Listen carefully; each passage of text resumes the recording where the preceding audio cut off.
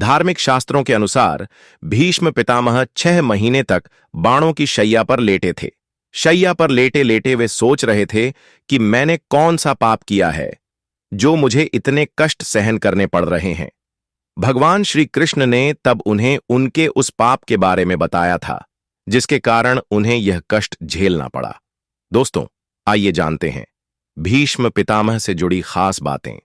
लेकिन मित्रों, कहानी शुरू करने से पहले आपसे मेरी एक विनती है कि यदि आप हमारे चैनल पर नए हैं तो कृपया वीडियो को लाइक, शेयर और चैनल को सब्सक्राइब कर लें और वीडियो को अंत तक अवश्य देखें, क्योंकि कहा जाता है कि अधूरा ज्ञान या अधूरी कहानी सुनने से हमारे जीवन में कई बार बहुत बड़ी समस्या आ जाती है। और कहा जाता है कि आधा अधूरा ज्ञान सुनने से एक विष के समान हो जाता है। बहुत समय पहले की बात है, जब कुरुवंश के एक महान राजा प्रतीप का शासन था। महाराजा प्रतीप अपने धर्म पालन, न्यायप्रियता और सदाचारी शासन के लिए प्रसिद्ध थे। उनके राज्य में प्रजा सुखी थी क्योंकि उनका राजधर्म निष्पक्ष और नीतियों से प्रेरित था। प्रतीप का एक ही उद्देश्य था, सत्य और धर्म का पालन करते हुए अपने राज्य और वंश का कल्याण करना। एक दिन महाराजा प्रतीप गंगा नदी के किनारे पुत्र की कामना हेतु तपस्या कर रहे थे। तभी अचानक गंगा नदी में हलचल हुई और एक दिव्य ज्योति प्रकट हुई। यह ज्योति धीरे धीरे एक स्त्री के रूप में बदल गई। वह स्त्री एक सुंदर और मोहिनी रूप में थी। उनकी सुंदरता अद्वितीय थी, मानो स्वर्ग की सबसे सुंदर देवी हो। वह देवी एक अत्यंत सुंदर स्त्री के रूप में उनके सामने स्वयं देवी गंगा प्रकट हुई थी।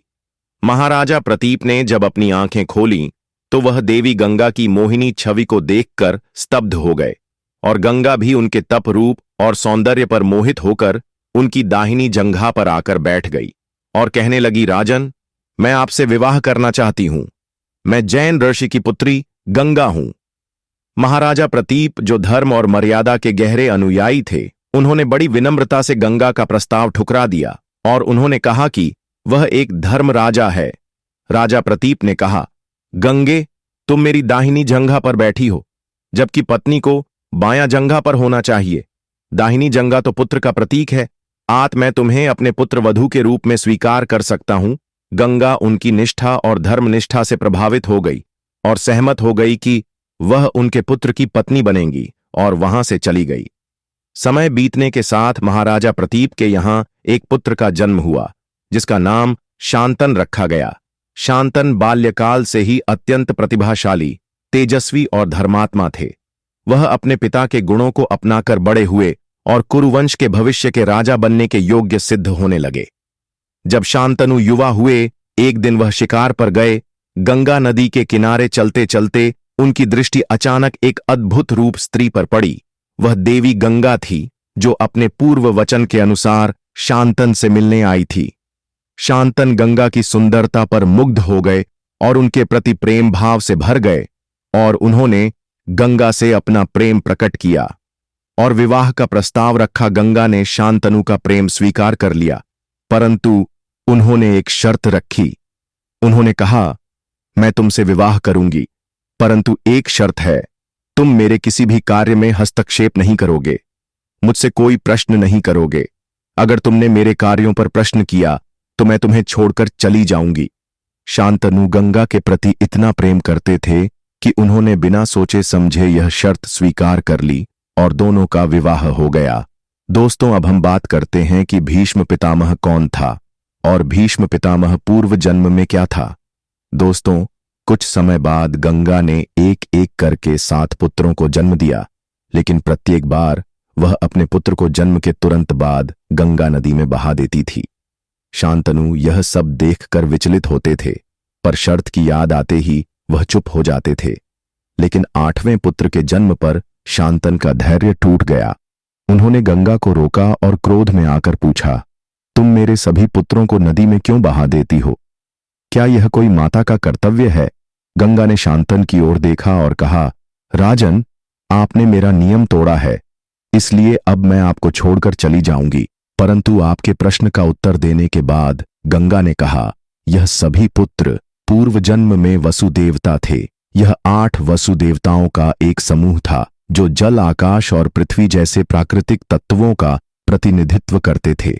एक बार वसु देवताओं ने अपनी पत्नियों के साथ मेरु पर्वत पर भ्रमण कर रहे थे। उस समय वे आर्षि वशिष्ठ के आश्रम के पास पहुंचे। उनकी पत्नियों में से एक की दृष्टि आर्षि वशिष्ठ के आश्रम में बंधी नंदिनी नामक गाय पर पड़ गई। यह गाय समस्त कामनाओं की पूर्ति करने वाली एक दिव्य गाय थी।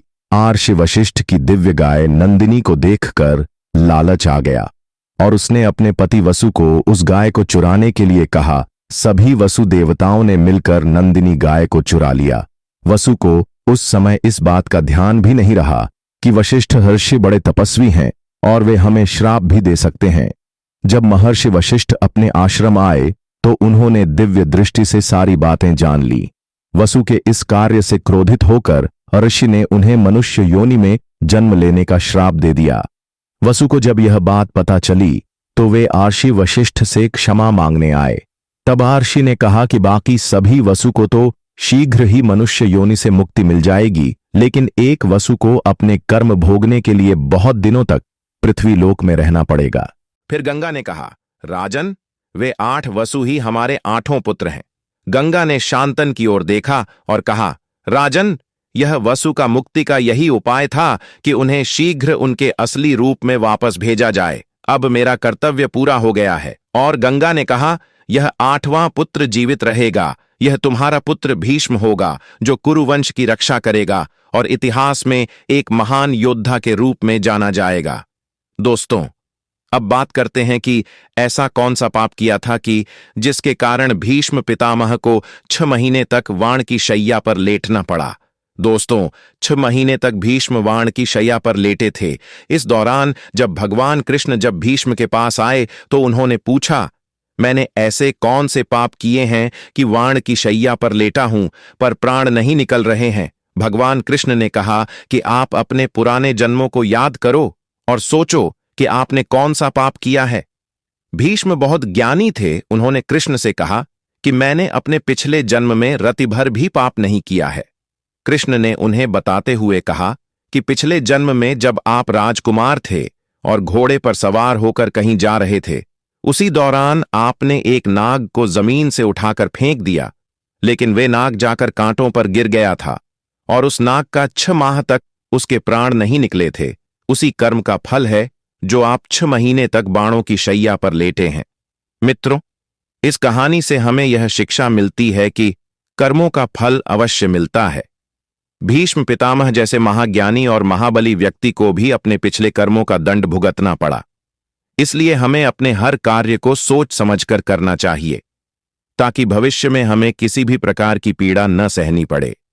अगर आपको यह कथा रोचक लगी हो तो कृपया इस वीडियो को लाइक करें, अपने मित्रों और परिवार के साथ शेयर करें और हमारे चैनल को सब्सक्राइब करना न भूलें।